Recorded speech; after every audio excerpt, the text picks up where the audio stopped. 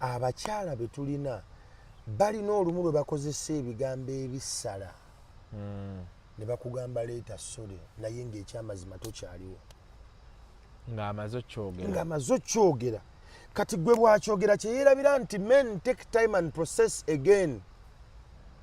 Teri musajja yeebaka nga talowoozeza mukyala ebyo yamugambye twayombye nerinda yakoonyeko kino ne kino naye kino kizze kirabika nnyo ky'abaana babumbuzi kizze kirabika nnyo nga ntandika okwebuuza kasi ku bumbuzi kyegera bumbuzi akuza abaana okay now I'm getting suspicious. She said sorry by the way but me I'm still processing. Ffe tugenda kukola ebintu bino mu mulembe guno because we have enabling environment. Laboratories weziriyo namu n'akasente akatono but I want to ask you, are you mentally stable? Kino ekintu ekyokukebera abaana baba bo basiba boogenda kutuka ago mazima ogenda kutuka, you're going to get mentally down, you're going to get depressed, ogenda kwekyawa, suicide zigenda kweyongereza abasajja.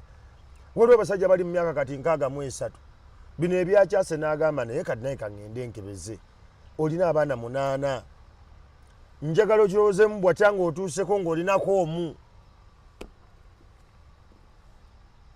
Do you know why you're going to break mentally?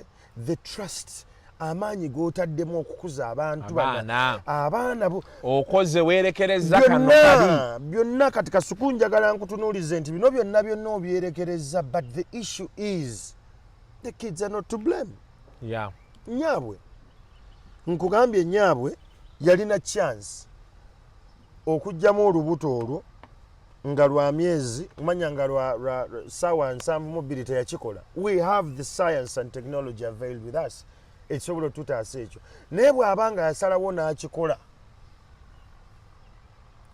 obwesigo obuli awo buzibu. Nze nagamba nakiyiga kitange yakinjigiriza ngamba omukazi bw'obanga omubonereza mu ddaame omukazi takolanga ekintu kati n'oliyakitingirawo agenda kukuba because yeeteeseteese dda kati gw'ogwa mu mbi. Bino bye bagamba mbu we need to talk. Ne mutuka kanagamba tuulako awo twogere, nze situula. Nkwata kikopo ne mugamba let's walk outside tunyumye nga tutambula. Kubanga bwakutuuza wano tomanyi bikompola byetegese kukuba. Agenda kukubanga ye bw'ayagala because ya plannings olutalo.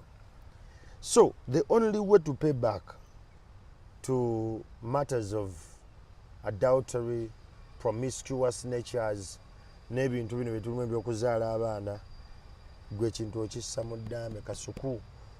You've lived your life. Soka weebuuza ekibuuzo, does my mental sanity matter?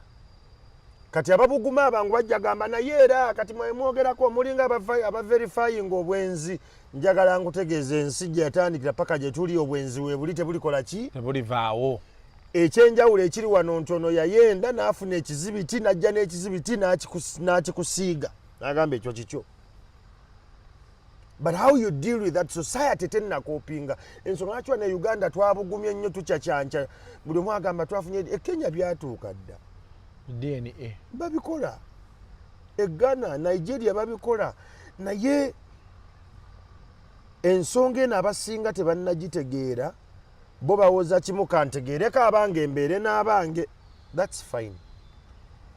But how grounded are you mentally? Ekintu kya mento kino nkiremerako nnyo because omusajja tagenda kwebaka. Obeera mu buliri n'otunuulira kaperusi n'ogamba akaana nalina looza kanfaana nabw'okyuka budde eno olwana to let go of those memories and attachment you have because you're a father.